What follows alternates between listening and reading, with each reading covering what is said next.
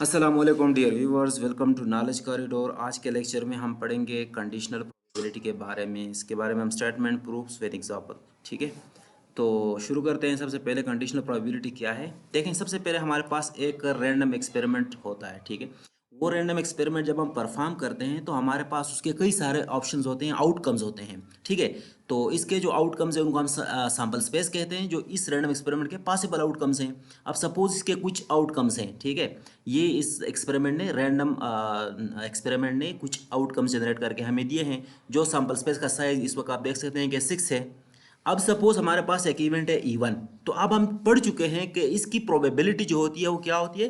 Probability of E1 is equal to number of points favourable in for E1 and divided by number of elements in the sample space, कि उस event के favourable elements कितने हैं and divided by total size of the sample space. तो ये हमारे पास simple है प्रोबेबिलिटी इवेंट का। लेकिन कंडीशनल प्रोबेबिलिटी क्या चीज़ है। सपोज इसके बीच में जब हम इवेंट की प्रोबेबिलिटी फाइंड कर रहे थे तो उसको फाइंड करने से पहले हमें एडिशनल इन्फॉर्मेशन प्रोवाइड हो गई, और वो इन्फॉर्मेशन एक दूसरा इवेंट हो गया। फॉर एग्जांपल एक और इवेंट टू एक दूसरा इवेंट था, ठीक है।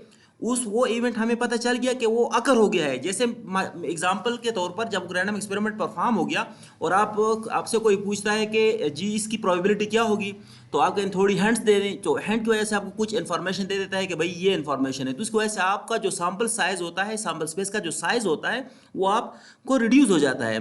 तो जो प्रोबेबिलिटी होती है इवेंट की वो कंडीशनल हो जाती है based on the second statement, जो आपको उसने एडिशनल इन्फॉर्मेशन के तौर पर मुहैया किया होता है। अब इसकी वजह से जो E2 की इसको हम लिखेंगे conditional probability of E1 given that E2 has occurred, वो होती है is equal to number of elements favourable for E1। आप देखिए E1 के जो फेवरेबल एलिमेंट्स हैं डिवाइडेड बाई जो अब सैंपल स्पेस हमारे पास क्या हो गया, चेंज हो गया है। क्योंकि इवेंट 2 जब अकर्ड हुआ तो उसकी वजह से इवेंट 1 के लिए जो सैंपल स्पेस का साइज था वो पहले वाला नहीं रहा, अब वो चेंज हो गया है। तो ये हमारे पास तो किसी कंडीशनल प्रोबेबिलिटी, इसको हम थोड़ा डिटेल के साथ समझ लेते हैं। तो इसका जो फार्मूला है वो ये है कि probability of E1 given that A2 has occurred is equal to probability of E1 intersection A2 and divided by probability of E2। अब सपोज हमारे पास हम एक रैंडम एक्सपेरिमेंट है कि 2 कॉइन्स और टास्क। अब जब 2 कॉइन्स हमारे पास टास्क होंगे तो पॉसिबल जो सैंपल स्पेस होगा वो क्या होगा, या दोनों हेड होंगे, या हेड टेल होगा, या टेल हेड एंड या टेल टेल होगा। तो this is the sample space for the random experiment, that is 2 coins और टास्क। अब देखिए सपोज हमारे पास एक इवेंट है ए, और वो है कि बोथ और हेड्स। अब बोथ और हेड्स एक ए इवेंट है। तो अब हम इसकी अगर स्ट्रेट प्रोबेबिलिटी हमने फाइंड करनी है कि इसकी प्रोबेबिलिटी क्या होगी, तो आप देख रहे हैं क्योंकि प्रोबेबिलिटी ऑफ हेड 1/4 होगी, क्योंकि 2 हेड्स जो है हमारे पास कहाँ पर है, यहाँ पर है, ठीक है। तो इसका जो फेवरेबल सैंपल पॉइंट्स हैं वो 1 है, और टोटल सैंपल स्पेस का साइज 4 है, तो 1/4 इस इवेंट की प्रोबेबिलिटी हो गई। अब सपोज ये इवेंट हमने कंडक्ट नहीं किया था, लेकिन क्या हुआ कि ये प्रोबेबिलिटी हमारे पास ये होगा कि हमने ए की प्रोबेबिलिटी फाइंड करनी है कि बोथ आर हेड्स।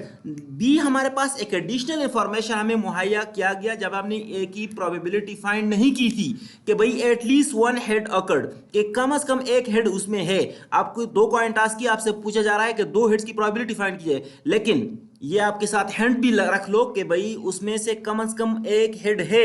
अब जब at least 1 head is there, तो उसकी वजह से हमारा सैंपल स्पेस जो था उसमें ये जो लास्ट वाला पॉइंट था ये खत्म हो गया। ये क्योंकि अभी ये हमारे पास सेकंड वाले जो एडिशनल इंफॉर्मेशन थी, उस इंफॉर्मेशन की वजह से ये वाला जो सैंपल पॉइंट था, ठीक है, ये खत्म हो गया। और हमारे पास टोटल सैंपल स्पेस की जो अपडेटेड या न्यू सैंपल साइज की सैंपल स्पेस की साइज है वो 3 है। तो इसीलिए प्रोबेबिलिटी हमारे पास क्या हो गई, probability of A is equal to 1/3। अब देखिए जब हमें बी का कोई पता नहीं था तो ए की प्रोबेबिलिटी क्या थी, तो ए की प्रोबेबिलिटी 1/4 थी।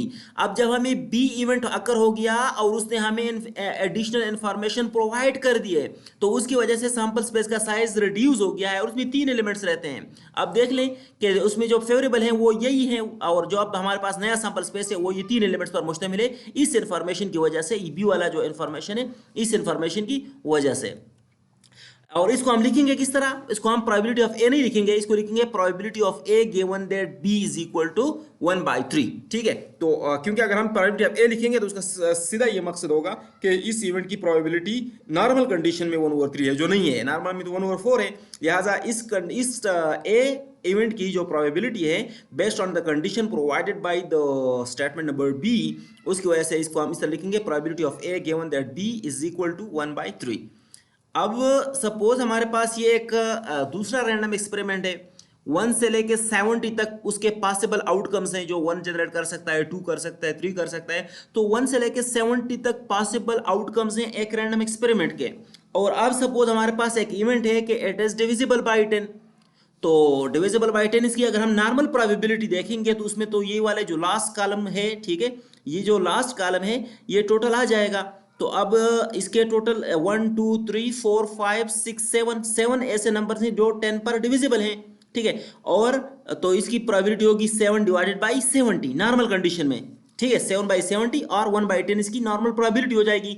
लेकिन सपोज हमें ये इन्फॉर्मेशन अभी इसके बीच में एडिशनल मिल गई, हमने रैंडम एक्सपेरिमेंट किया जिसके पॉसिबल आउटकम 70 थे।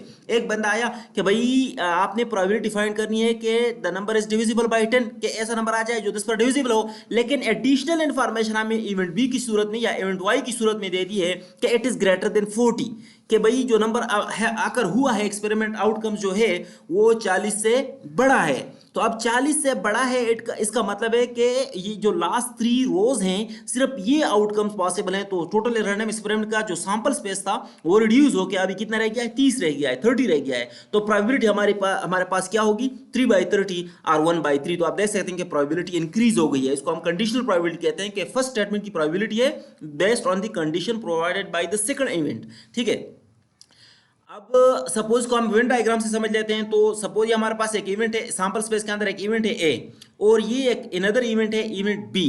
ठीक है, अब हमने क्या करना है, इसका जो फार्मूला है वो क्या है कि probability of A given B is equal to number of points in A intersection B, यानी इसके जो इस इंटरसेक्शन में जो जितने पॉइंट्स होंगे and divided by total points in B. देखिए जब हम ए की प्रोबेबिलिटी फाइंड करते हैं, ठीक है, तो ए की प्रोबेबिलिटी फाइंड करने के लिए इस ए इवेंट की अगर हम प्रोबेबिलिटी फाइंड करेंगे तो इस ये वाला एरिया, ठीक है, and divided by this entire area जो सैंपल स्पेस है। तो ये टोटल सैंपल स्पेस को हम इस A divided by this total sample space. लेकिन अगर हमारे पास कोई कंडीशनल स्टेटमेंट या इवेंट भी आकर हो गया है जो हमने एडिशनल इंफॉर्मेशन मुहैया कर रहा है, तो उस इंफॉर्मेशन हमारे पास जो नया सैंपल स्पेस बना देता है, वो सैंपल स्पेस क्या बन जाता है, ये वाला जो एरिया है ये हमारे पास न्यू सैंपल स्पेस का साइज हो जाता है, जो इस इवेंट बी की वजह से कम हो गया है, जो इसकी बजाय अब ये बी रह गया है। तो अब देखें इसमें जो कॉमन पॉइंट्स हैं जो ए में भी हों और सैंपल स्पेस में भी हों, वो कौन से हैं, वो ये हैं। तो these are the points that belong to the कौन सा, इवेंट ए। और टोटल इसके कितने हमारे पास जो सैंपल स्पेस होगा, नया सैंपल स्पेस क्या होगा, वो बी का साइज होगा। तो लिहाजा A intersection B the number of elements that are common to A and B and number of points in B. अब इसको मैं नॉमिनेटर और डिनोमिनेटर को एन ऑफ एस से डिवाइड करता हूं। ठीक है, तो ऊपर वाले को मैं एन ऑफ एस से डिवाइड किया और डिनोमिनेटर को भी मैंने एन ऑफ एस से डिवाइड किया। अब आप ऊपर वाले को देखें, this is nothing but definition of the probability of A intersection B.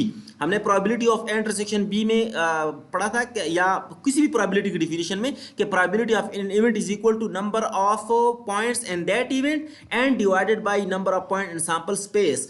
तो ये आप ऊपर देखें ये क्या हो गया, ये probability of A intersection B हो गया। अब total probability of A intersection B, और नीचे आप देखें ये क्या है, ये डेफिनेशन है प्रोबेबिलिटी ऑफ बी का। लिहाजा हमारे पास probability of A given B equal to probability of A intersection B divide by probability of B. सही है। अब लास्ट का जो हमने आप एक्सपेरिमेंट किया था उसमें आप देख लें, तो उसमें हमारे पास जो सैंपल स्पेस था वो ये था। इस सैंपल स्पेस में जो इवेंट था कि बोथ आर हेड्स। अब बोथ आर हेड्स के जो फेवरेबल आउटकम्स थे वो कौन से थे, वो सिर्फ ये वाले थे। ठीक है, ये वाला जो मैंने सर्कल किया हुआ है। और बी वाला कौन सा इवेंट है, ये कंडीशनल इवेंट है कि एटलीस्ट वन हेड अकर्ड, तो कि कम से कम एक हेड अकर हुआ, जिसको मैं यहां पर एक रेक्टेंगल में लिख रहा हूं। तो ये बी वाला जो इवेंट है ये हमारे पास न्यू सैंपल स्पेस है बेसिकली। ठीक है, अब देखिए इस रेक्टेंगल में और इस सर्कल में जो कॉमन पॉइंट है वो यही है। ठीक है, वन ही है, एक ही है। ठीक है, तो number of points that are common to A intersection B, जो दोनों में कॉमन है वो एक है। ठीक है, यानी रेक्टेंगल में और इस इलिप्स में। और टोटल सैंपल स्पेस का साइज कितना है, आप देख सकते हैं A intersection B equal to 1 and divided by number of sample points. हमें नहीं, ये तो हमारे पास इसका वो हो गया है, यहाँ पर एन ऑफ बी बी चाहिए था, ठीक है, एन ऑफ बी, और जो एन ऑफ बी क्या है इस वक्त 3 है। आप देख सकते हैं कि पिछले भी एग्जाम्पल में इसको मैंने इस तरह कैलकुलेट किया हुआ था। तो प्रोबेबिलिटी ऑफ बी, अच्छा अगर आप ये वाला पोर्शन इसका जो है ना, ये वाला पोर्शन इसका रिमूव करके और इंडिविजुअली आप इसको प्रोबेबिलिटी ऑफ बी फाइंड कर लें, तो प्रोबेबिलिटी ऑफ बी क्या होगी, number of elements in B divided by total sample space का साइज है। तो number of points in B कितने हैं, 1 2 3 हैं, और सैंपल स्पेस कितना है, 4 है, तो 3/4 प्रोबेबिलिटी ऑफ बी हो गई। अब ए इंटरसेक्शन बी की प्रोबेबिलिटी देख लेते हैं। तो ए इंटरसेक्शन बी की प्रोबेबिलिटी अगर आप देखें तो number of points in A intersection B and divided by number of points in sample space, जो क्या है 1/4 था। तो आप ए इंटरसेक्शन बी की प्रोबेबिलिटी को डिवाइड कर लो प्रोबेबिलिटी ऑफ बी से, तो इसकी प्रोबेबिलिटी 1/4 थी, और डिनोमिनेटर की प्रोबेबिलिटी या प्रोबेबिलिटी ऑफ बी जो थी वो 3/4 थी। इसको आप कैलकुलेट करके 1/3 हासिल कर सकते हैं, जो पिछले एग्जाम्पल में हमने किया था।